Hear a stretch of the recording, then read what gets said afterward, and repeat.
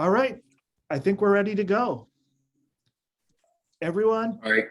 thanks for coming to a session on the MHCI+D admissions process. We're excited to have you here and to answer questions that you have. Please keep yourself muted throughout this session. There is a chat where you can talk with us.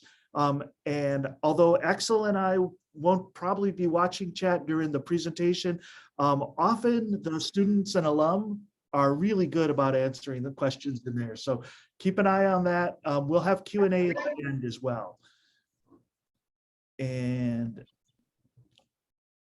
today in this session, we've got Axel Rossler, the program director, and myself, the assistant director of student services. We'll be doing the majority of the talking through the day, but we also have other guests joining us. You'll be hearing from these folks, and you'll probably be seeing them even more in the chat zone. We've got 3 students from the current cohort who are joining us today: Nikita, Stefan, and Madison. And we also have 1 alum from last year's cohort, Joan. All of them are here with us today and happy to talk about their experience and share what it feels like from the student perspective instead of just Matt and Axel's perspective. So our agenda today is pretty straightforward. We're going to talk a bit about the program structure and philosophy, go through the curriculum, talk a little about careers. Then we'll speak with the students and alum about their experience in the program, talk very briefly about the application process because a lot of the application process materials are covered well on the website, and then we'll go into Q&A. That's our overall plan. So why don't we go ahead and get started a little bit here. And first up, Axel, if you want to introduce yourself and then start talking about the program. Sure, thanks, Matt. Hey, everyone, I'm Axel Rossler. I'm a professor for interaction design in the Division of Design and School Art History and Design. And I'm also an adjunct faculty in the MHCI program and a comparative history of ideas program here at UW. And I'm the chair of the interaction design program in the Division of Design, and been here for, this is my 16th year at the University of Washington. So I was one of the faculty that actually helped launch the MHCI+D program 10 years ago, and it's a one-of-a-kind, really unique program. And I think ahead of everything, what really sets us apart from other programs is that this was a faculty initiative, right? So at the time, around 2009, we found ourselves doing HCI and design work in a number of different departments on campus, and we all converged in our weekly meetings in what we call the DOPT seminar, or the Design Use Build group. Those were folks on campus working on HCI and design, and it was a great opportunity to exchange papers, bring in researchers, etc. So DOPT you see here at the center, and then around it you see the 4 departments that jointly operate the MHCI+D program. I'm from the Division of Design, but James Landay, who was one of the founding faculty, came from the Computer Science and Engineering program. Judy Ramey came from the Human-Centered Design Engineering program. And then also Jake Clark and Amy Cole from the Information School here at the University of Washington. So all 4 departments are pretty heavy hitters, and we really have a lot of momentum on campus when it comes to, just the research presence in HCI and design. If you look at key conferences, CAIDIS, etc. It's one of these ideas where faculty just thought, wow, the traditional way of doing things, kind of being siloed away in colleges and departments, isn't really the way how to approach, the challenges that we face today with technology innovation that meets, communities. It changes the way we think, changes our values, and amidst the industry explosion that we face, so it's almost like a side effect, right? So at the moment we find ourselves in this industry boom of, the tech industry taking over the helm of the world. And, where do they draw their talent from, and how is that talent actually educated? So the idea behind the MHCI+D program is that we teach together. So in our core studio sequence, you find 2 faculty from different departments teaching together, oftentimes presenting very different views on things, and oftentimes getting into it in front of you in the classroom. So that's all part of our design of the program.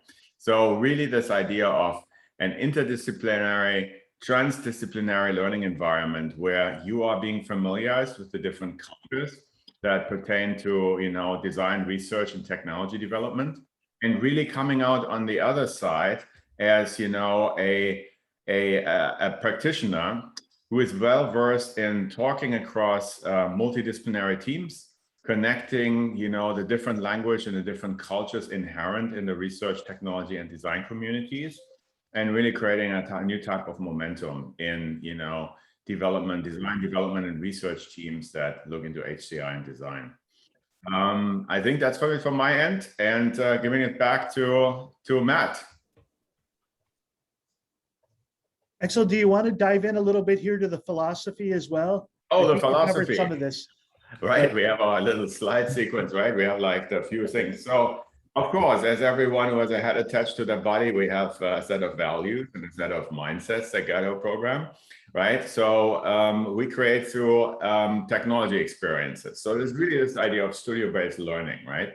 So we're designing on a project-based scale. So this is not really like a research program where you sieve through papers and you work on a very narrow path, but this is about broad projects that, oftentimes involve many sets of expertise, right? And the mindset is human-centered design. Of course, buzzwords all over the place, and the language for it changes every year, but we're happy to be at the center of the storm where some of this language is created. So people first, we are thinking about design as something that pertains to humans and how they want to relate with technology. Okay, Matt, moving to number 2. We are interdisciplinary, collaborative, and teaching and learning. So we learn. Both learn. You will learn as students in this program, and also the faculty or teachers in the program is constantly learning from working with you, because you represent really a new crop of people coming in with, backgrounds in fields that, didn't exist a few years ago, and now converging them all. So we're all learning from each other. We're interdisciplinary, and really in our collaboration lies, the big thrust in the learning that we provide here and that we will all experience. Number 3, we learn, make, critique, reflect, and refine iteratively. So this is the language of the studio. The studio is this thing that was somewhat invented in the middle of the past century, in the 20th century, where you work, learn, explore, and review together. So what the studio environment is, it's a group of, 20, 30, 40 students in a room, depending on the class you take, and you work in teams, Oh, we got all this sound stuff going on. It feels like being on a Christmas trip here with like all the bing bings coming in. So we are working together in a studio setting. That is a setting where, you see how the work comes together, where you review with each other, where you give presentations with your instructors, where you give presentations with industry partners, where you give presentations with outside visitors. And critique is really the central thrust here. So this is not about fulfilling specifications. This is about learning to be better, right? Through working together and reviewing each other's work critically and openly. And then iterative refinement, you hear something, you improve something, right? And this is really the process. In my little anecdotal sidelines, oftentimes I say design never ends. You either run out of time or out of money, right? But you can always do it better. So this is the idea of iteration. What we try to do here, and this is a really interesting thing, is we try to run a program at the interdisciplinary edge of the university and fuse that with industry practice. So we are fortunate here in Seattle to have the epicenter of the tech world present. And many of the students in the partnering programs, work in all industries at all levels, right? So we have a fantastic network of bringing industry in, and with Microsoft, Amazon, Google, Facebook, and even Apple in town, and a number of other consultancies that work across the entire landscape of the Seattle Pacific Northwest area and the Bay Area. We are really at the heart of where the industry is, and we try to really infuse that industry mindset with the academic mindset, but we are not a professional preparation program that focus solely on job preparation, right? We have our home base at a world-leading university. So we are also in touch here with, the cutting edge of, all critical perspectives that help to move us all forward, right? So this is not just an industry shop, but we are at the intersection of industry and academia. And we offer a graduate degree, and many of you come from top programs all across the world and really think about this as graduate school, right? This is a additional step in your learning experience where instead of learning to practice the skills, you learn to think critically and to speak up and to change things and to move things in a better direction.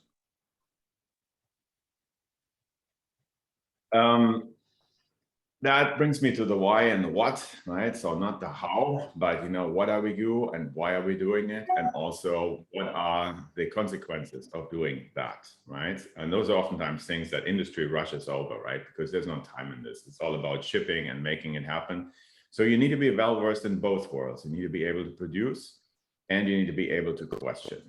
And when you have a question, you need to be able to speak up and need to be able to stand up a group and say something, right? And this is really what we see our heart in the programs. We prepare you to take things on and to say something. So that also leads our students to engage in steep career paths, right? Where, we have a wonderful network of connections with industry, but what we also see as we follow our alumni over the years in industry is that they really get into places where they can change things.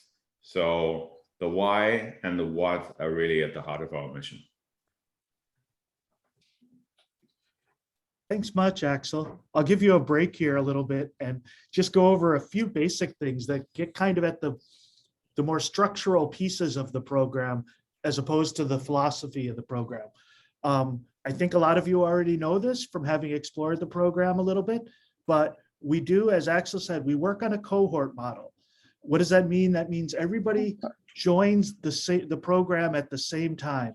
You start together, you go through the curriculum that we'll talk about next together as a group, and most of your courses are taken together. A group every year of 30 to 40 students. That's our target size. We're not looking to grow massively. We like this size. You get to know everybody in the program together and you progress together, and that becomes a core element of what you're doing here. Most of your courses, 85% of your courses are going to be taken in the core curriculum with just this group of 30 to 40 students. So your experience here is very different than in a lot of other graduate programs that might be much larger or that might allow you flexibility to sort of define your own pathway through. In this program, we really lean into that cohort together and working together to really push each other and encourage each other throughout the program. So that kind of sets the framework for how we then move into discussions about curriculum. And next up, Axel is going to take us through talking about the curriculum piece by piece. This is the overview of the whole curriculum by quarter, and then we can talk about each of the pieces as we go through it. Sure thing, Matt. Thanks. We start out with an immersion studio that's a week long, get it all together, meet each other, and, take possession of the studio, move into the studio and work on a charrette that lasts over 5 days, including a weekend. And so that's to familiarize everyone with Cohort, studio, infrastructure, and the MHCI+D program. So that's our meet and greet and produce. And then in fourth quarter, which runs here from the end of September to the beginning of December, and this is true for all the following quarters, you always have this duo of, a seminar which focuses more on theory and knowledge, and a studio which focuses more on project-based learning and production, right? So in autumn quarter, that duo is a user research seminar and an ideation studio. So user research seminar as part of the graduate program familiarizes you with that concept of research and what that entails, different research techniques, how do you work with people, and it goes through all the facets of the research process from exploratory to generative to evaluative research techniques. And then our studio focuses on the ideation part. So the ideation part is really the glue that holds it all together, right? And this is where we start to be a little bit different from a traditional research program, right? We are not interested in researching for the sake of finding facts, but we are interested in research in terms of initiating ideas and how we can change the field that we research, right? So that's really at the core of this idea of research-driven design. And the ideation studio focuses on a project that usually has a socio-technical scope. So applying new technologies in order to address things such as, behavioral change, ways of empathy, aging, identity, values. So how does technology fuse with social fabric and context? And the ideation study is really about this moment of like, okay, how do we generate ideas from inside? How do we conduct research experiments to find insight, observe interesting things, work with people, and then translate that into ideas that allow us to make proposals for change. And then again, how do we engage with our community again to get proposals for change? You see that little gray bar at the bottom, which is the DUB seminar. So I mentioned that in the beginning. Every Wednesday, the entire research, HCI and design community comes together on campus to present talks. It's always on Wednesdays from 12 to 1. So this is sort of a mixer that allows you to meet students from all the other departments on the UW campus that are interested in what you're doing. And so that follows you through the 4 quarters of our year. Let's move into the winter quarter. So there the pairing is user interaction software and technology and the prototyping studio. So this winter quarter is focused on, tinkering with technology in terms of prototyping, but also in terms of looking at new technological possibilities that will fundamentally affect the way we interact with the world around us. So in the seminar, we really go through the literature of, what are some of the latest mindsets, frameworks, concepts in really the heart of the WIST community. So UIST, it's a conference, it's a field, it's where technologists really look at, how interaction technologies such as conversational user interface or mixed reality, AR, VR, or artificial intelligence or cloud computing, ubiquitous computing really affect the way we design and experience interactions. And then in the prototyping studio, you learn the physical computing prototyping techniques, right? Working with Arduino boards, hacking products, bringing computerized modules into physical structures, and also project-based. So, coming up with a concept that allows you to do all that in a human-centered design process, where you work with people, where you work with representatives from the community you're designing for, to test your ideas and get feedback, right? So this idea of iterative prototyping is really at the heart of the prototyping studio. In parallel, in winter quarter, you have a 1-credit course that introduces you to the capstone project, right? So this is where, we connect you with industry partners, where we build teams for the capstone project that will run the following quarters during spring and summer quarter. In spring and summer quarter, the seminar is designing interactive systems. So that is really a seminar that looks more at the conceptual underpinnings of designing. So what is designing? What are some of the challenges in designing? Why does everybody use the word designing and it's such a hard time to explain what it really is, right? So yeah, there we dive a little bit in the literature of the entire world of design as, a critical practice as a profession that's somewhat anchored between, knowledge, research, and application. We talk about implications of doing design in the professional world as opposed to doing design as a form of research.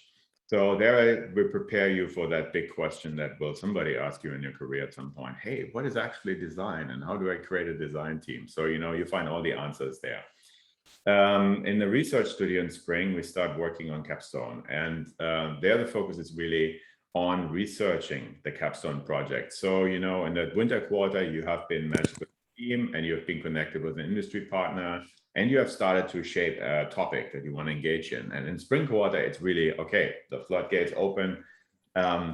Familiarize yourself with the field that you are entering with your capstone project. So in other words, get into that world, immerse yourself, do contextual inquiries, work with people, identify design partners, participants in your process, conduct interviews, create observational studies or experiments, send out probes. So all of that you do in the research studio in spring quarter to gather insight, and grounding and preparation to do something meaningful in the area of the capstone project. And as we move into the summer quarter, you have all your studio time dedicated to the capstone project. So this is an 8-credit course. That means it's your full course load, just focus on capstone studio and doing capstone project, right? Over 10 weeks. And then we wrap that up usually at the beginning of August. You will present with your industry partner team. You will present with the DAP community. You will have actually a DAP seminar that all MHCI+D students run, presenting their capstone projects. And then you go off into that world after graduate school. So that is an interesting moment when we send you back into the world and you get out of the studio and this deep immersion in our program, back on your feet, back into the world, onto your career path. And, you know, Matt is usually the expert of all trades of connecting you with everything you might be interested in when it comes to your professional career. Thank you. That's my run. Thank you much, Axel. We're going to skip ahead a couple slides because I think you've covered this curriculum nicely.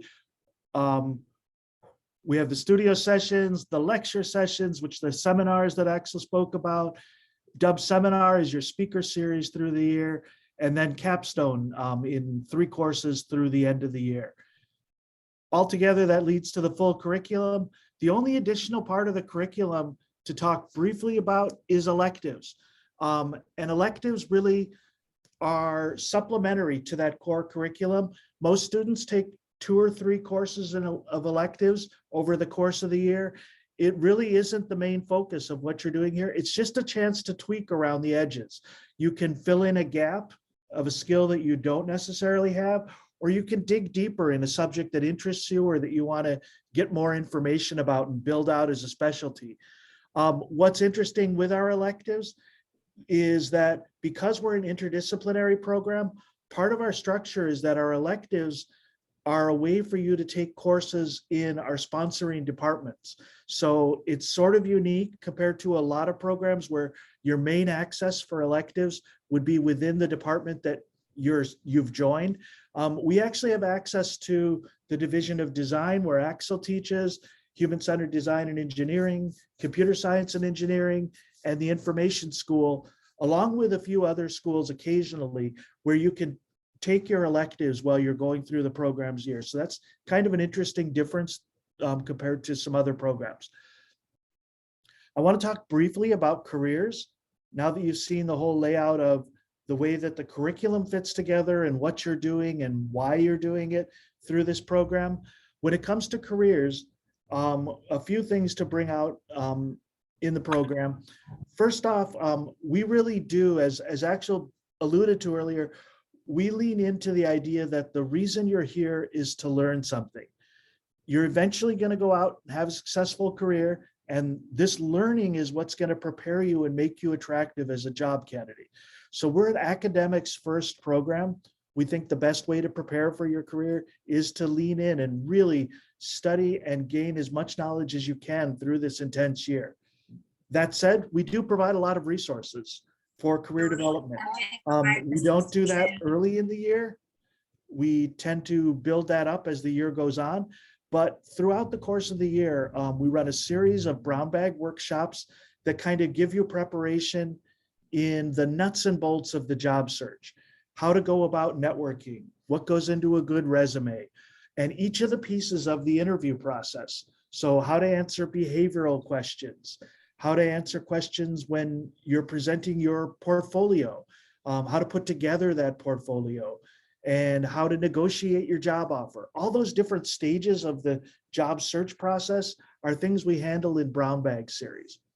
In addition, in spring quarter, there's a 1-credit elective called Portfolio and Professional Development, where we bring in someone from industry who spends their time reviewing portfolios for a design agency. And he presents a course for you to really kick into gear your portfolio development. This is a chance to hear from people who are looking at portfolios day in and day out on what they're looking for, what works, what doesn't work. And especially that class is a chance to think about not so much the website portfolio, but the portfolio presentation when you're interviewing. How do you tell a compelling story that ties together the various projects that you've worked on, along with your background and where you want to go? All that comes together in the portfolio class. We also have alumni panels throughout the year. Our alum are one of our best resources when it comes to career development, I think. We hold sort of themed alumni panels where we bring alum in around a specific topic to talk about their experience, say, working at an agency or working as a researcher, or maybe working at a specific company. Those panels are really great chance to get some sense of what it might be like to be on the other side in industry in a specific field. Our alumni are also just great resources in general. Last week, we held a mixer with alum where current students could just chat about what was on their mind. Some of it might have been electives advice, which electives to take, which ones to avoid. Some of that session could be about like what to think about as you're beginning to network. So our alum are an awesome resource throughout the year for our students. We do have a formalized alum mentor program where students are matched with usually 2 alumni for ongoing relationships where they can check in with the same alum over the course of the year and really have more in-depth conversations and not just have to figure out like how to put together the perfect informational interview 30-minute session. They really can take some time and build a relationship and get some advice over the course of the year. That's part of our career development as well. And then in the summer quarter, we do have a career conference where we give you a chance as a student to present your interview materials before a lot of professionals who are either hiring managers or working in the field and get some immediate feedback. This career conference grows every year. Last year we had more than two career professionals for every student in the program, and students in general could present their portfolio, they could do a mock interview, and they could answer a whiteboard challenge. All of those were brought together in the career conference. Those are some of the different things that go on throughout the year. I guess the last element is one-on-one meetings. Each of you is going to be at a different stage in your career development needs. So one of the most important things I think is to be able to meet you where you are and have you come in for one-on-one meetings to prepare for whatever is on your mind at the moment. All of that comes together for career development within the program. Outside of the program, just talk briefly, wanted to highlight that we are at a large institution. The University of Washington is a big school with a lot of resources focused on career development for the whole community. Those are usually focused a little more on undergraduates, but they offer workshops and the like at the university level that might meet your timing needs a little better. In addition, at the University of Washington, we started the presentation mentioning the design use build group at the center of this interdisciplinary structure. That's a great group that allows you to reach out and talk to PhD students, faculty members, other master's students who are interested in similar things that you're interested in. And that can be a great resource as you're trying to discover sort of what makes your version of HCI and design a unique version. What do you want to focus on, and what's different than all the other people in the cohort and in the field? And then Axel mentioned this again at the top. We're located in Seattle, which is a great place to be practicing in this field. There are a lot of people who speak your language here, who are at either big tech companies, Microsoft, Google, Facebook, Amazon, working in the field here in town, or they're at the spin-off companies, the agencies that are located here because of that huge tech presence. Other than the San Francisco Bay Area, there's really nowhere better to be living in this environment and talking to people about careers. As we hopefully, knock on wood, emerge more and more from this COVID world, this really is a great physical place to be located while you're studying in this field. So that's all I'm going to touch on for career development. You'll find more on our website about outcomes and the like, and we could talk about that in Q&A. But I think it'd be more interesting to move on and talk a little today with our students who are here and alum. This is a chance to hear not just Axel and I putting together sort of the big structure of what's going on, but also to get a sense of what it means to be in the program itself and moving through it. So we introduced them at the beginning. I'll introduce them again, and then we'll have a couple of questions here for our panelists. We have from the current cohort, Nikita, Stefan, and Madison, and from last year's cohort, Joan. All of them are here. They've probably been talking with you more than I have or Axel has in the chat, but let's take a little bit of time to talk with each of them and find out sort of where you came from, why you chose MHCI+D, and what the experience has been like for you so far in the program. I think we ought to start with seniority and start with Joan. So Joan graduated last year. Can you tell us why you chose MHCI+D and how the year was for you? Sure. I chose MHCI+D for this cohort model. I thought that was super cool. I also thought that having access to all those 4 departments was really, really interesting. And I also saw this particular program as like one of the top programs in the United States. So I thought that would be like my golden ticket. And it actually was like it. And I looked at all the offerings that we had in this very condensed timeline.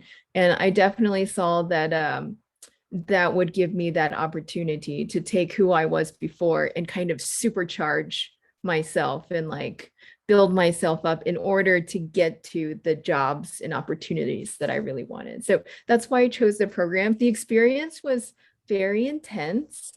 I would say MHCI+D is like a gas that just kind of fills all the available time that you have. And that's kind of what happened to me. It just took over my life for about 11 months. And I think that's as long as I could have stood. So yeah, it was tons of growth, more growth and more places that you would ever know about. So that's definitely a great experience. And coming out, like I couldn't dream of all the opportunities that I'm seeing right now. So that's awesome. Joan, I forgot an important question that'll especially be helpful for the other students on the panel. What was your background before you came into the program? Because I think people don't realize that there's a whole bunch of different possible backgrounds into the program. So where did you come from? Okay, so I started out in fine arts and I went into graphic design, and then I switched over to front end development. And through front end development, that's when I found out about UI UX design.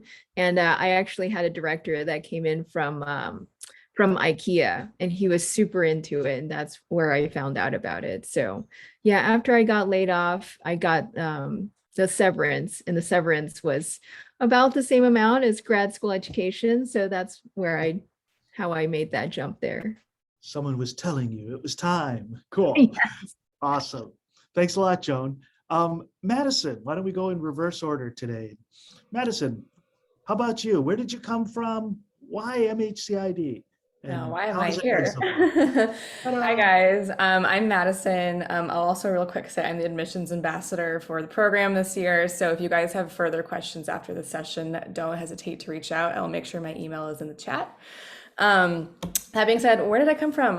So I come from the Midwest. I went to the University of Missouri and studied journalism. So for all the people who are in the chat asking about what kind of backgrounds come to this program, the answer is all kinds. Thought I was going to be a reporter for a long time. And then I realized how technology was influencing communications. And I became really interested in how communications technology and ethics were intersecting, especially with the onset of social media and how that was affecting things. And so I decided that I wanted to be on the design side and making decisions on how these platforms and technologies were running. Started researching that, found HCI. And then started doing, some LinkedIn learning courses, some YouTube learning on like, how do I do design? I worked professionally for a year as a designer as well. And then decided that I wanted to switch completely into tech. So I applied to the program. I wound up choosing MHCI+D because I felt that it aligned most with my mission for ethics. It was by far the only program I saw even mention it on the website. It really came through in the conversations I had with faculty and with Matt beforehand. So when it came time to acceptance, it was really easy to say yes, just because, yeah, I felt it aligned with my mission. And what's really cool is right now I'm in an elective that's about misinformation and design. So that's like the whole reason I came here. So it's been very cool to start with that. But yeah, that's a little about Awesome. me. Yeah, so I should mention Madison, as she said, student ambassador. So a lot of you have probably already talked with her or will be. Last year's student ambassador was Joan, who you just heard from. And then next up, we'll go to Stefan. And Stefan, you've probably seen on social media as well. Yeah, thank you for the introduction, Matt, the assist. So hello, everyone. I'm Stefan Odom. Originally, I'm from New York, and prior to the program was working at a management consulting firm focused in on customer and marketing strategy. In terms of undergrad, I went to Hunter College and studied economics, accounting, and computer science. And the reason why I chose this program was, as everyone else has mentioned, the MHCI+D program is a very well-regarded program nationally. I think it has a very distinct benefit of leveraging that cohort model. It's very much places design at the forefront. It's not something else that just kind of gets taxed on at the end. And the ability to draw experiences from those 4 member schools stood out to me as a distinct advantage over some of the other options that I was considering at the time. Just for context, also had the ability to gain acceptance to GT and TMU, but also ultimately decided to take on the program here. Awesome. Thanks much. So Stefan is in charge of our social media accounts for the program, which I usually mention this at the end, but I think our social media accounts are particularly interesting because we do intend for those to be student-run voices. So the website is kind of our top-down voice of the program, and the social media accounts, especially this year, I feel Instagram is probably our most active, but Stefan, you can correct me on that if I'm wrong. You'll hear more voices and from Stefan, but also from other students he's bringing in to talk with. So keep an eye on those if you want more student perspectives after this. Fourth up in our student panel, Nikita, welcome in. Interested to hear how you came to find us here and what your background is before this. Hi, yeah. Hi, so I'm Nikita. I'm from Mumbai. I did my bachelor's in electrical engineering and I graduated class of 2021. So for anybody in the crowd who is going through their bachelor's in their final year, feels like not having experience is not going to get you a seat here. Trust me, I was the same way, and you very well have a place here, and there's a lot to learn. Okay, so I was working in a microelectronics and mechanical systems lab when I realized that the work done there wasn't really informed by the needs of the people.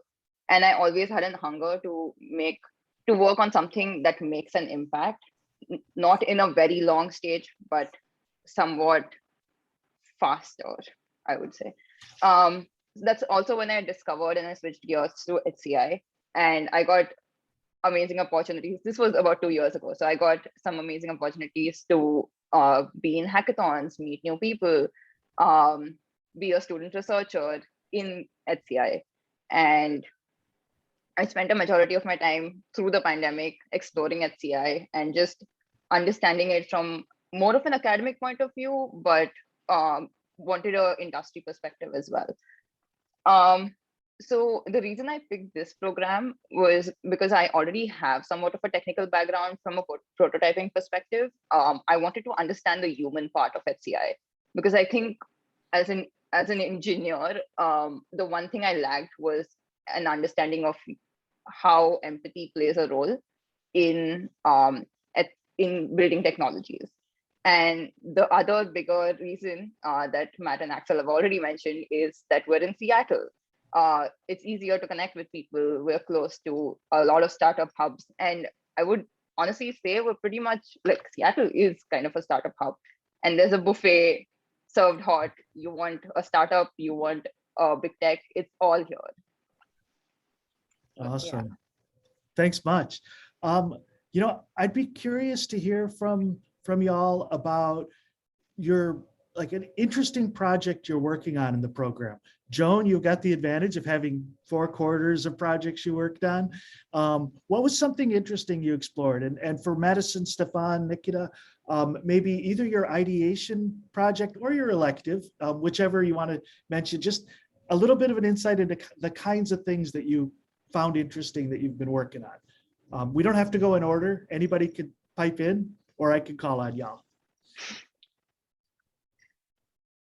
I'll hop in. So I this is on the top of mind because I was at a late night meeting for this one last night. But for my misinformation and design course, so that course is mostly theory based. We're doing a lot of reading, but there is a small design project. So I've been placed on a team with students from other departments, which has been really cool. So I come from MHCI+D, obviously, but then I'm working with some HCDE students on a project to slow misinformation spreading on social media. So what's interesting about this project is it's a emerging field of how to, slow misinformation, maybe forensic journalism is what they would call it. And so we're doing a project on how to trace spreading of misinformation on social media and how to slow it. So it may not be in the interest of many business models of social media companies, but this is an experimental design course. And so we're actually building out design solution and prototyping it. So it's a really cool space and just like a project to almost think completely differently about the way social media works in its current state and think of ways of how it could work, I guess. So I'm passionate about that project and it's been really cool. Awesome. Can't wait to see how that turns out. I'll go ahead and jump in next. Yeah. So for my ideation course, we are currently designing a solution to help seniors that are navigating the journey of long-term care, like in long-term care planning. So this is a huge issue that is facing this country and many other countries that hasn't really been spoken about too heavily. But as we've been doing the research and we've been speaking with seniors themselves, we've identified that there is a very specific set of tasks or challenges that they don't necessarily have the current capacity to solve and navigate through. But we think that we could provide a solution that's going to aid in that process, mainly through centralizing documents, understanding what should be on their task list of things to do, and then also kind of communicating that information to family members where relevant, and really shaping it in a way that provides them the autonomy and the ability to make those choices in a manner that makes sense for them. So it's an interesting space because when I came into the program, I didn't necessarily think that this was going to be an area that I was going to be delving into, but it shows just how wide-ranging the field is and who it can apply to. So it's been fun. It's awesome. Nikita, you want to throw yours out there? Yeah. So for my ideation project, my group is working on understanding how the sense of home shifts for people who belong to the LGBTQIA community after they have understood that there's a shift in their identity or after they have come out to their family and friends. And we're majorly focusing on trying to navigate and communicate the changes with the relationships that are close to them and that they value the most. So it's a very interesting area to work with. And when we're talking to our participants, it's a vulnerable conversation to be had. So there are a lot of those thin lines that we have to navigate, and it's been great. Awesome. Thanks. And Joe, now you've had some time to think and pick and choose. What was a cool project you worked on? Okay, I'll throw in a cool project. Okay, so we were actually approached by Launch Consulting. They came to our grad program and they asked us to see what we could do to help wildland firefighting. And at first I was like, oh, well, what is technology going to do for wildland firefighting? We don't know anything about wildland firefighting. So we took on the project and it was like, okay, give us some firefighters. Like, where are these firefighters? And there were none. We had no stakeholders. So I actually had to go and recruit the firefighters myself by cold calling and doing all of these crazy things on social media to like try to get some people to respond and talk to us. And eventually I built up enough relationships and trust to get us on the fire line. So, but those are the kinds of stories that really impress employers, I found. So I'm really glad I did that. And it was a super, super interesting space. I found this whole like design, like civic design, like you can design for government agencies that I had no idea existed.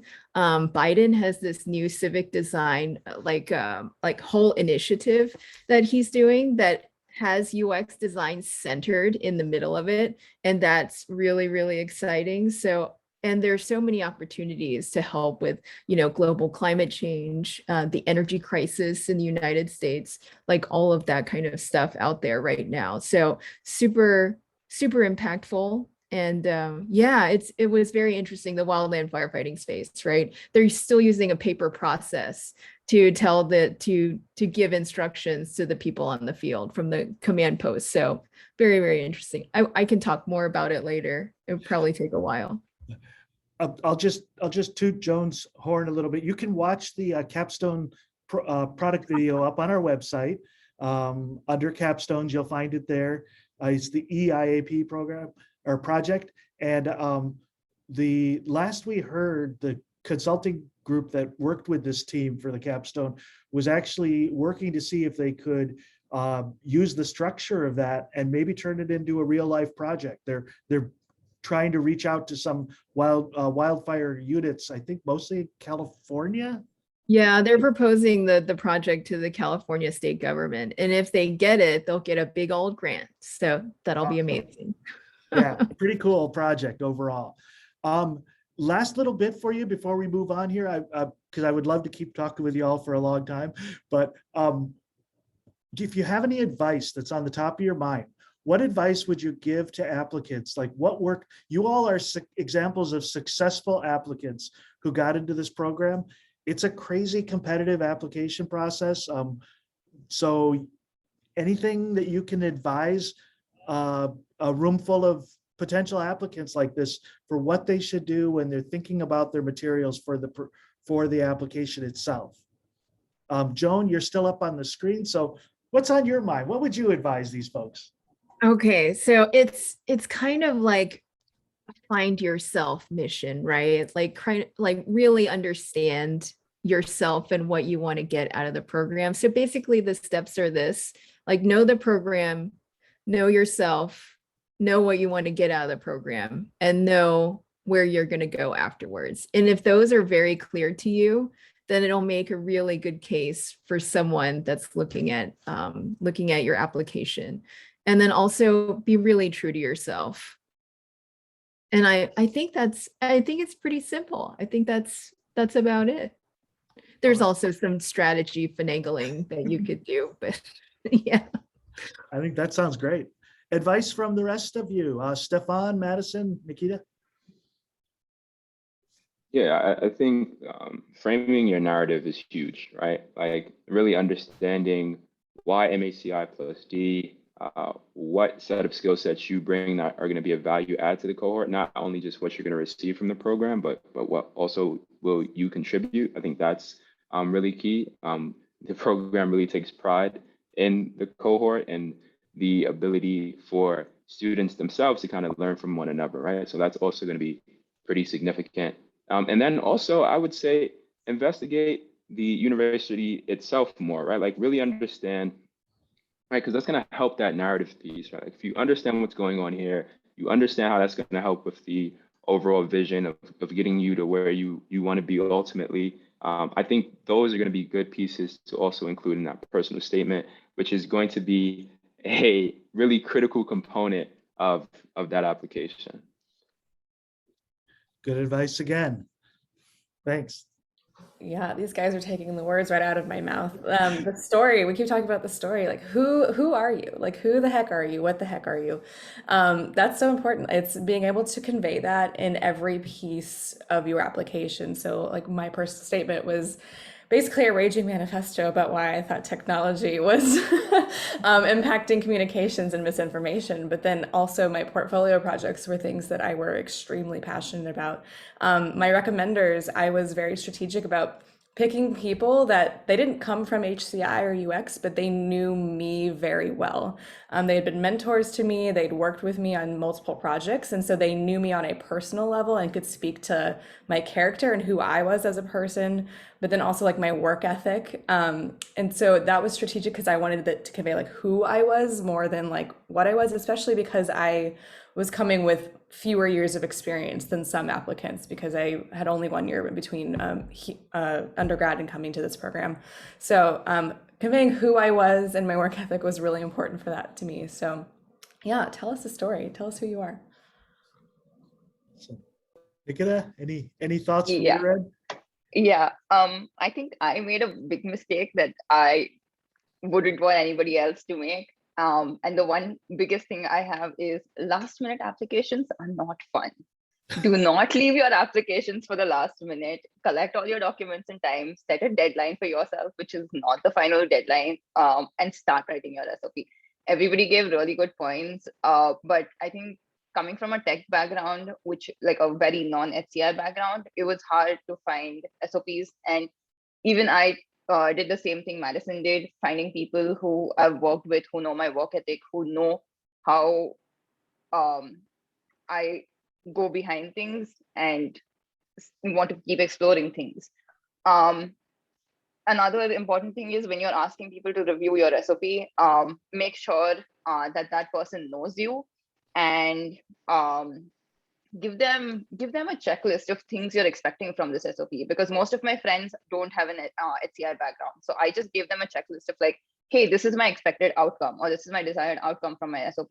Can you just see if all of these points are matched out? Also pay attention to the SOP prompts.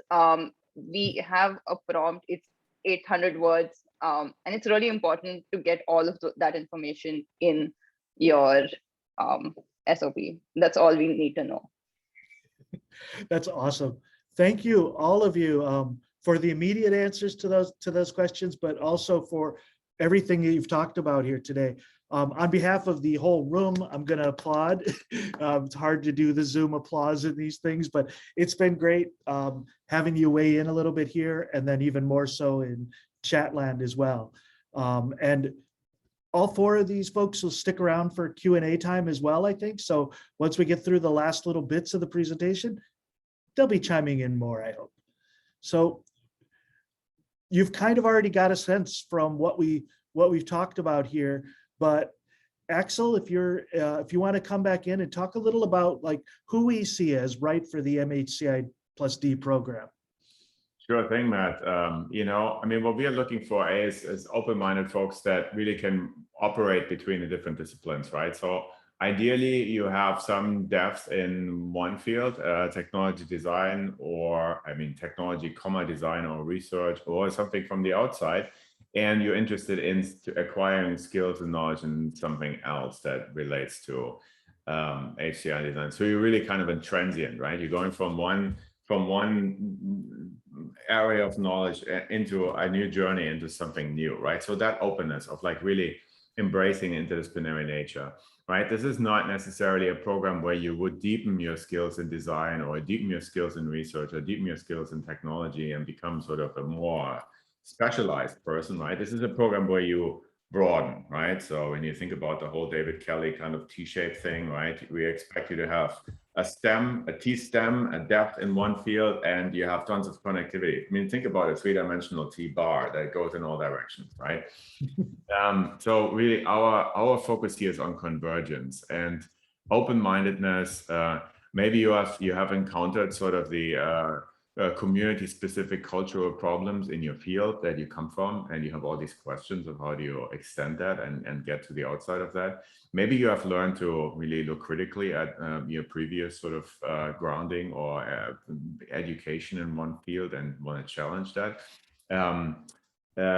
You know, but on the other hand, I mean, it always comes across when we talk about this program, right? High intensity, super outgoing, super communicative. You don't have to be an alpha to be successful in our program, right? you can actually, we don't just look for talkers and connectors and people that reach out. We're also looking for people that reflect and, listen and take in and synthesize, right? So we're looking, when we put a cohort together, we're looking for a balanced cohort, and that is pretty much evident in your application materials, right? So instead of thinking about this application as you would think about an interview where you have to fit into the set of expectations of an employer, think the other way around. We need to fit into your expectations for a learning environment, right? So you choose us as much as we choose you. So really be yourself in your application materials.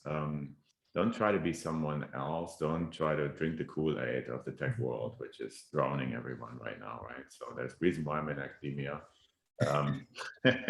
So, it's always greener on the other side, of course, but be yourself, be honest, right? This is a university. This is a community for learning. This is the place where you meet super interesting, inspiring, influential people that think and question things. So I think that should be your mindset, right? You should embrace this world.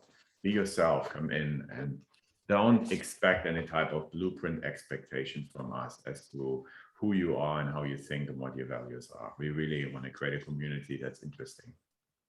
Yeah, I would say the easiest question I get asked over and over again is like, could someone from my background be right for this program? And the answer is always yes. It just depends on what is within that that's driving you to come this way. That's where it gets more interesting.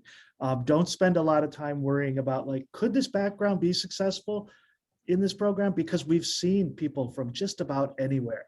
It all depends on what you're curious about and how you would make this program the right next step for you. If it's not the right next step, there's plenty of other programs as well. There's other directions to go. So helping to figure out whether we're right for you is probably a better slide than are you right for us. I threw in a slide this time around just to let you know, we know that there are a lot of other related programs here at the University of Washington. We're not talking about them directly here, but they have info sessions like this going on in the next few weeks.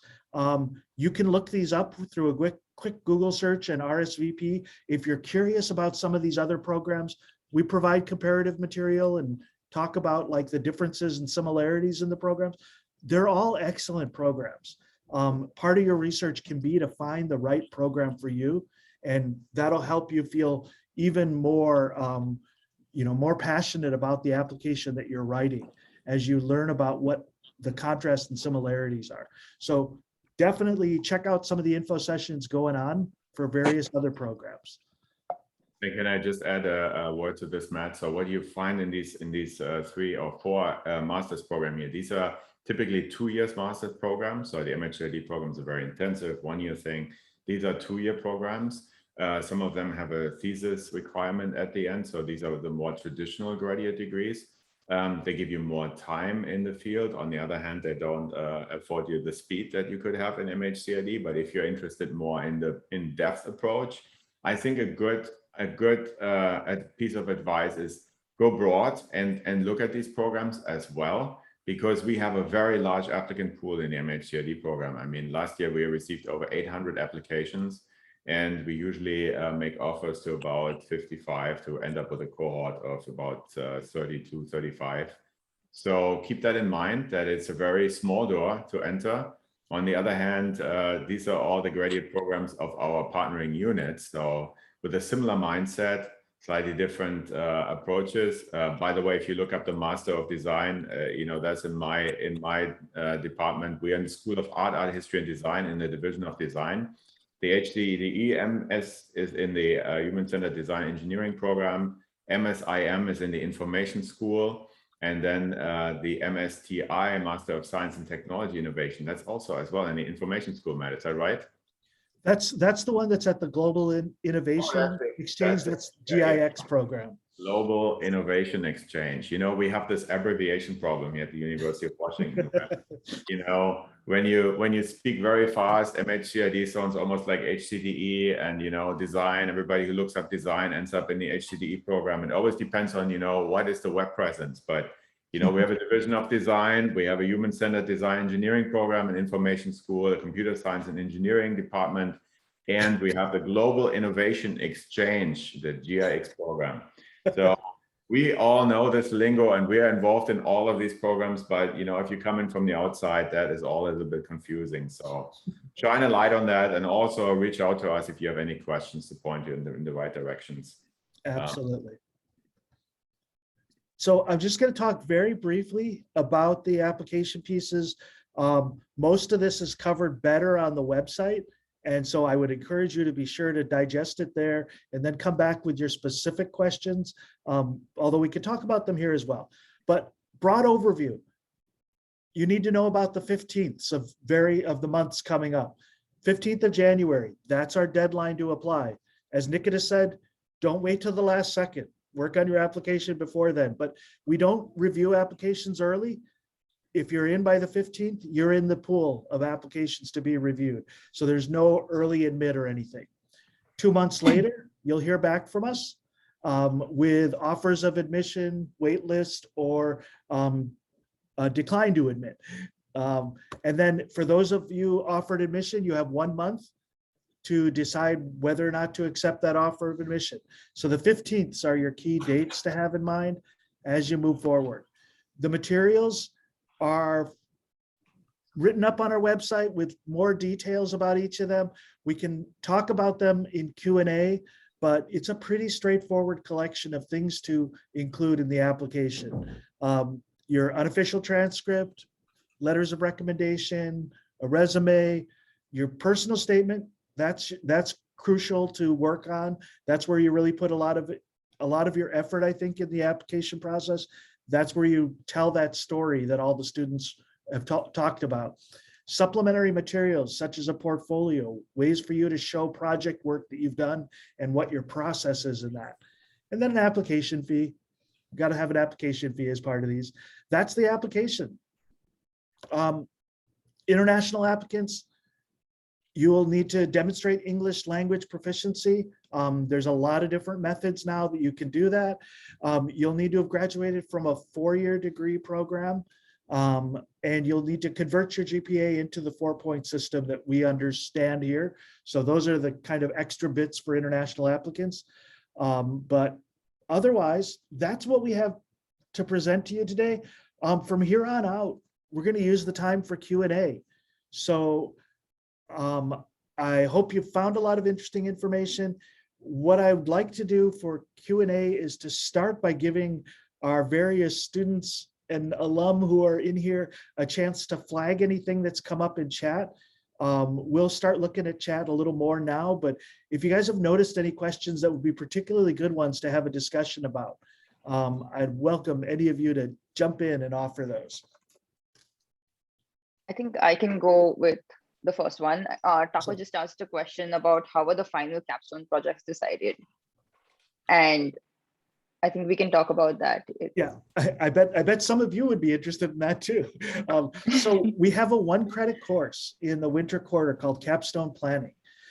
Capstone Planning is where the students in the cohort have a chance to talk and externalize a bit about what they're interested in working on, what topics interest them, what topics don't interest them, and get to know each other a little better. You've spent a quarter together, you're getting to know the cohort, but you may not know everybody in the cohort yet by that time. In addition, we introduce the potential capstone advisors and sponsors. They come in and talk a little bit about what working with them would be like. Some of them have a specific project. Most of them don't. Most of them are interested in an area, but aren't really nailed down to a specific topic that you're going to work on. We give you all of that information, and then every student puts together this very complicated bid sheet where they talk about who are the top advisors that they'd like to work with, who are the classmates that they'd like to work with, and topic areas they'd like to focus on. That all gets mixed together, and then the faculty put together the capstone teams. So ultimately, you don't pick your capstone team or your advisors, but you have a lot of say in it. You list your preferences, and we work to put together well-balanced teams based on the whole cohort's set of preferences. And usually we present you with more potential advisors than we have the need for. So there's more potential advisors than there are teams ultimately. Matt, I'm seeing a lot of questions about converting GPAs and also just application questions from international students about English requirements. So I thought I've seen that question come up a couple of times, so I might as well just address it for the whole group. Awesome. Thank you, Madison. So converting your GPA to a 4-point scale. If you go into our website under the FAQs, there's a question there that says, how do I convert my GPA to a 4-point scale? It actually then bumps you through a link to the University of Washington grad school page, where they actually have a couple of recommended methods. You don't need to use one of these paid services like WES. Don't pay for someone to do your conversion. You need to find a good scale and then go through and do your converting of your coursework into the 4-point scale. There are a few different methods. If you can't find them, email me, I'll get those to you. But you do the converting, you don't pay for someone to convert it, and then you report those.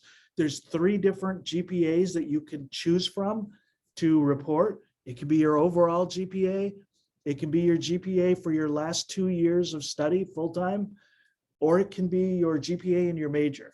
So choose wisely there. And then English language. Right now, coming out of the COVID pandemic, we've really expanded the number of ways that you can satisfy the English language requirement. You could take a TOEFL. We use My Best TOEFL scores if you've taken it more than once. You could take the IELTS now. You can also use Duolingo's testing.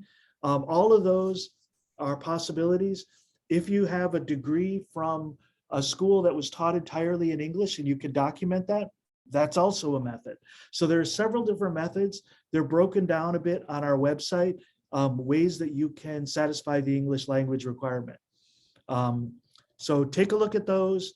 The scores for all those tests would take too long to break down, and I probably would get one of them wrong along the way. But there are a variety of methods that you can do that. We do expect everybody coming into the program to be very proficient in English, because it's not like a long-term PhD program or multi-year master's program where you have time to settle in. As you saw, even before fall quarter starts, you're doing an immersion studio, a 5-day charrette, where you're going to be producing materials and reading in English right away. So there's pretty high standards of English, but that's for a reason with the program. Did I hit on all of those, Madison? I think those were them. So. Yep.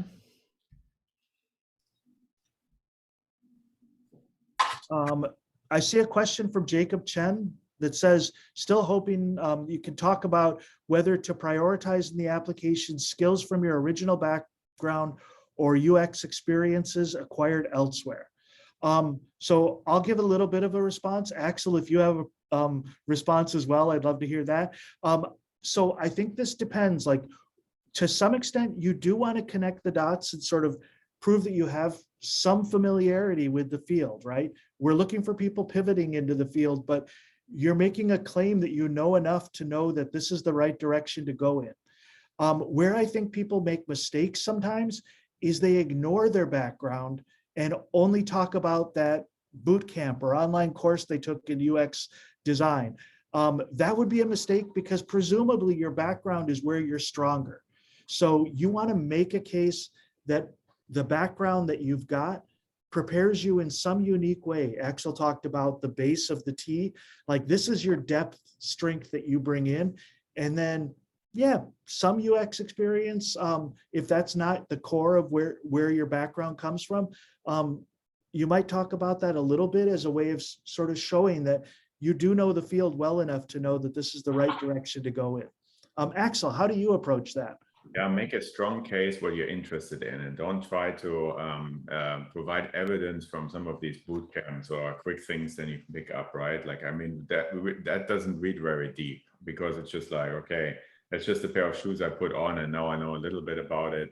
Don't do that. Instead of really build your case on your previous experience and tell us why you want to make the change, right? And this is all mindset that goes into your statement. So if you don't have any UX UI projects to show in your portfolio, don't worry about it. Show us projects that you want to share with us, and, you know, make a case why they relate to MHCI+D. Okay, always think about when you build a portfolio, those of you who have never built a portfolio, think about a narrative in your portfolio. Your portfolio needs to speak, right? Don't send us a link to a Google Drive with like 50 projects in there and it's not really clear what they are and we have to click through all of them.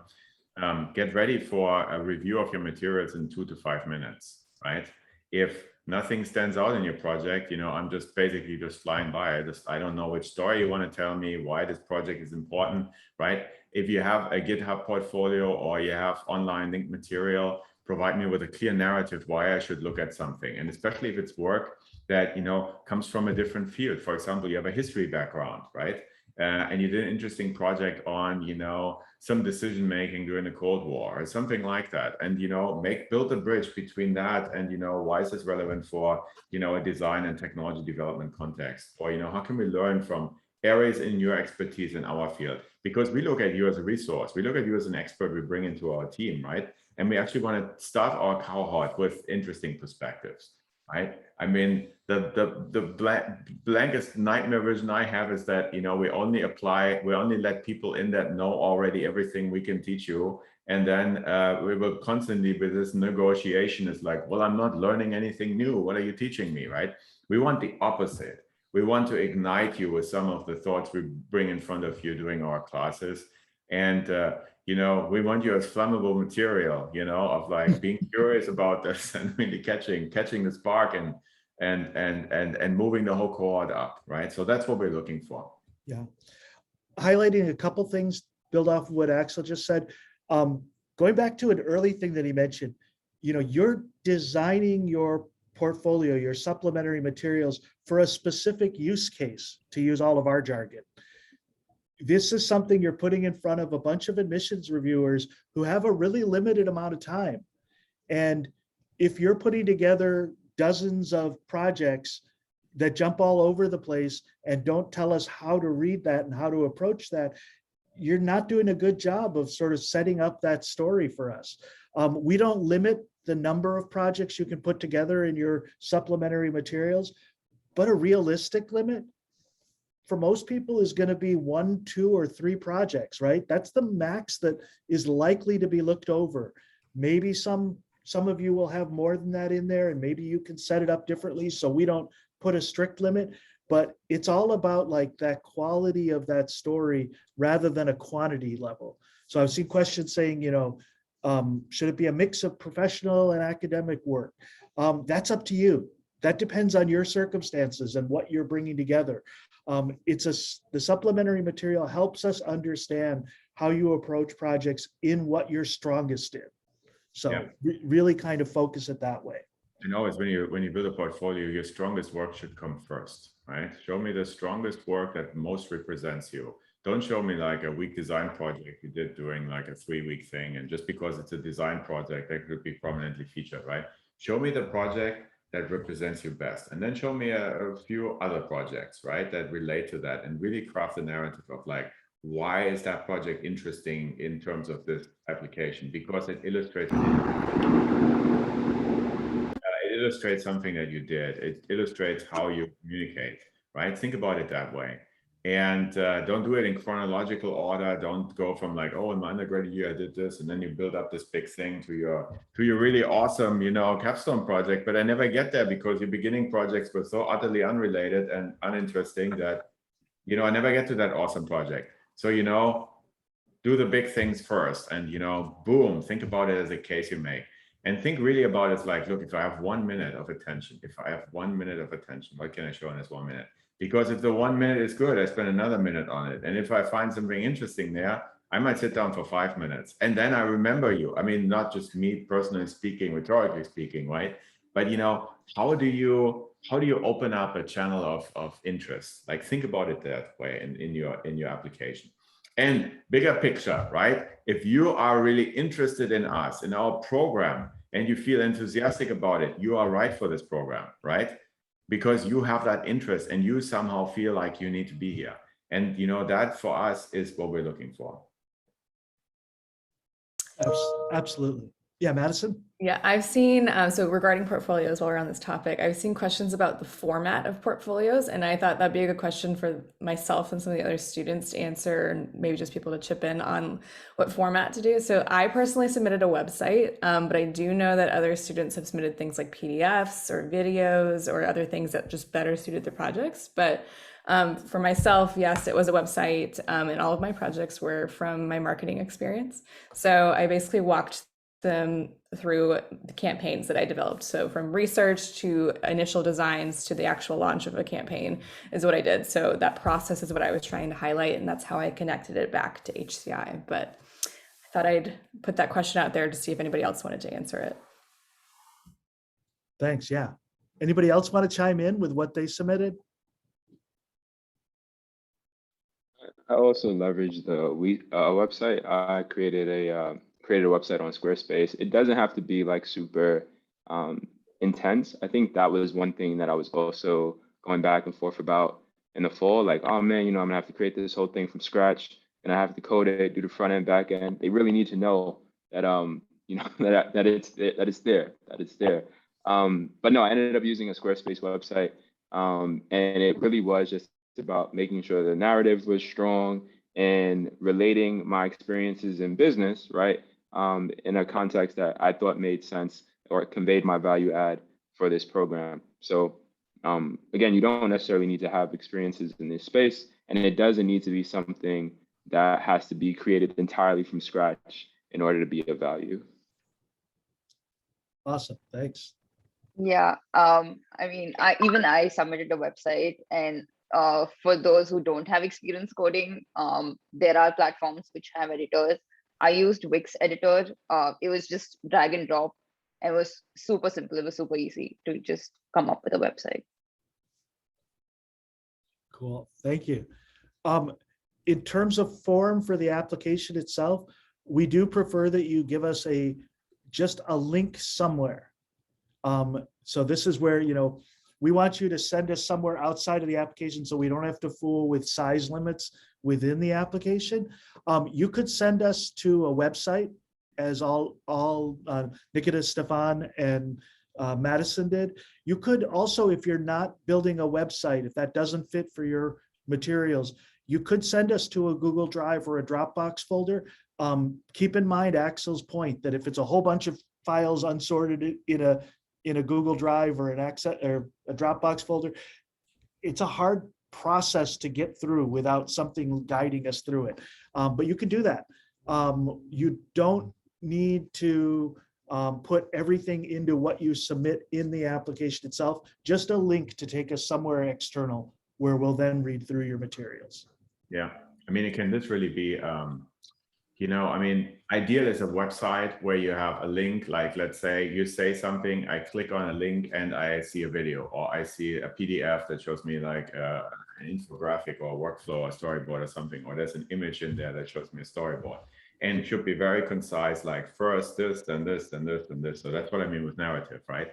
If you're not versed in the creation of a website like that, it can be a text document. It could be like literally a Google Doc, right? Which is a text document and which has links in it. So when I read the word, I click on it, I see the video, right? That could be like the simplest form of a website. It could be like a Google Doc with links, right? But if I just open a Google Drive and I see folders within folders within folders, I guarantee you, I just don't have the time to figure out what the folder structure is and how I get to the story in there.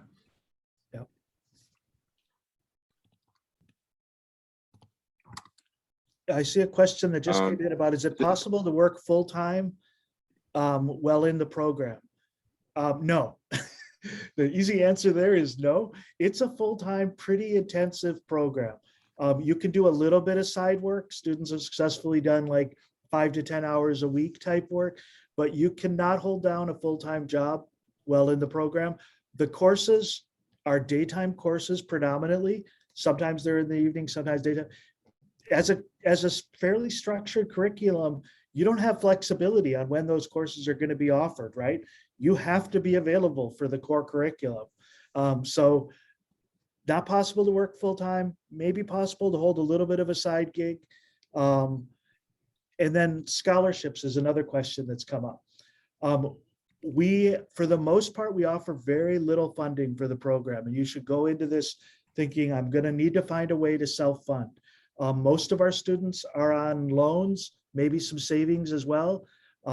That kind of a setup is mostly what we offer. We do have some limited funding that we target towards minoritized and underrepresented groups in the field.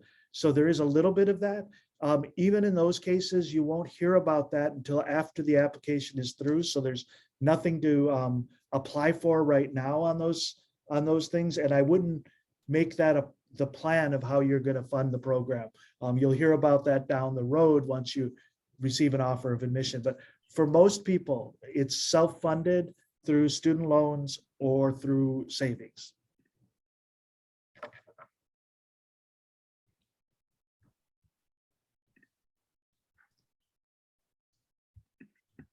Has anybody noticed other questions that we didn't get to from earlier? I've seen the chat numbers going way up as the presentation went on. I'm sure there are other ones in there, but maybe they were all handled in line. There's an interesting question about information architecture and whether or not that was an elective that students could take, like through the member schools. What do either of you have information on? So there is an information architecture elective offered through the information school. Also, you'll be dealing with IA, with information architecture in pretty much most, if not all of your projects. That's a mechanism by which you're trying to figure out what's the right way to walk someone through this experience that you're designing for. So IA is taught throughout the course, throughout the program, I think, in bits and pieces. And there is a dedicated IA class in the information school that some students take as an elective. Hit you with a quick follow-up. There's another student and they want to know, how are job opportunities for international students handled as students can attend summer internships? Good questions. So the summer internship question is a really easy one. It's almost impossible to do a summer internship because that's your final quarter when you are working fully on your capstone project. And to the extent you're doing career development at that stage, you're preparing for your full-time job. Internship doesn't fit into that the same way it does in a 2-year program where you kind of take a summer to work through some ideas of what you might like to do for a career. Instead, you're here for 4 quarters, you graduate, and then you go into a full-time role, not into an internship role. Job opportunities for international students. This may seem counterintuitive, but international students, we break down our hiring speed and opportunities. There's no difference between international student hiring opportunities and domestic students. And the reason for that is, if you think in the big picture of where the most hiring in this field is, it's in the tech sector. And the tech sector is largely figured out the value of international hiring and has a robust hiring process for international students. There are some jobs that won't be open to international students. Smaller startup companies sometimes are unsure about visa processes and the like.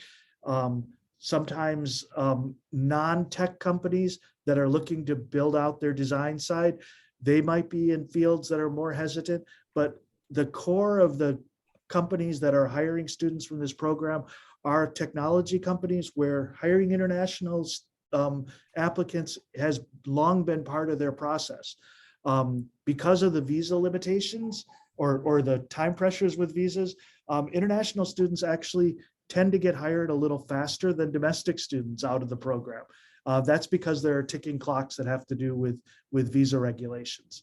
But yeah, the hiring process for international students is pretty bright.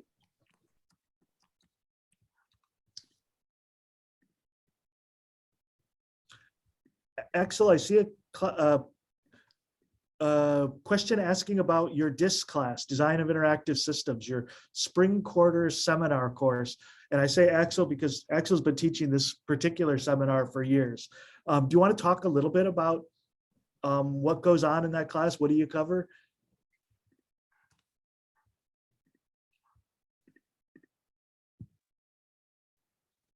So you're muted. Oh, yeah. Mute. All right. We are. Can you hear me now? You're good to go. Right. So we're looking into basically design literature post World War II to the present day. So this entire era where, you know, computing entered the design realm, you know, as part of cognitive science, but also the idea to, you know, replace and enhance control systems and, you know, augment the world around us with computing. So that's sort of like the philosophical underpinning, you know, discussing early concepts of AI, machines and people working together, and then really moving this through the decades to the present day, talking about the highs and lows in the design world, and also this idea of design at a research level, like how we do it at a research university, and then really going into this idea of design as a critical post-industrial practice, right? So, you know, the 80s and 90s saw sort of this hype of like design for industry, design at industrial scale. And now comes the big critique of that, you know, in the first and second decade of the 21st century, of design actually asking more critical questions about the role of innovation and change in society.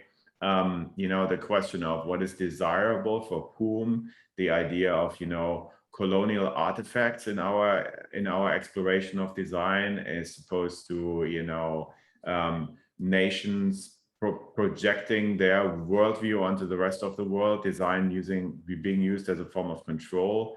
You know, if you look into the technology industry complex of how, you know, those are really the corporations of today that put their imprint onto the way we think across the globe, sometimes with little sensitivity to local cultural values and sort of the bigger implications of design change. So those are all aspects we're going to talk about, ending with you know, design as research and speculative design as new tangents in design that better prepare us to really think about future.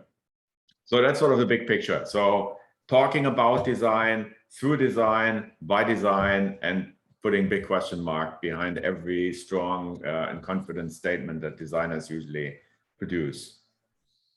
I think of that Axel's course as the chance to question and break down everything that you've been doing for the year, to really like become even more critical and say, why are we just accepting these methods? I think the class does a good job of that. We are getting close to the end of the time period here, and I want to be mindful of everybody's time this morning. A couple of things. There are a lot of questions that we got to and a lot of questions we didn't get to in chat. If you have a personal question that's like about your particular circumstance, those are awesome ones to reach out to us and ask, where we can give you sort of personalized response. I saw a few of those come through. Big picture questions, take a look on our website. Madison's been doing a good job of sort of pointing to a lot of specific spots on our website, but poke around on our website. There's likely answers to a lot of those, but you could ask us as well. If you don't find the answer, you know, come and ask us. We're here to help. MHCI+D at uw.edu. That's your central starting point for like where to send questions and other about various topics. You can also reach out to students here, Madison especially as our student ambassador. You can watch the capstone videos, learn more about application tips and the like. All of those things are available. We're here to help you figure out the program and then figure out whether this is the right direction for you as well. So we want to help you. We want everybody, ideally, all the applications coming in are the strongest version of yourself. That's what we'd like to see, is you at your best. I think that covers just about everything. Thank you to Nikita, Stefan, Madison, Joan, and Axel, and I think a couple other alums snuck in on the side too, just probably were joining in. So thank you to them as well. Otherwise, have a good rest of the morning, afternoon, evening, whatever part of the day you happen to be on, and good luck with it all. Take care. Thank you all. Thanks.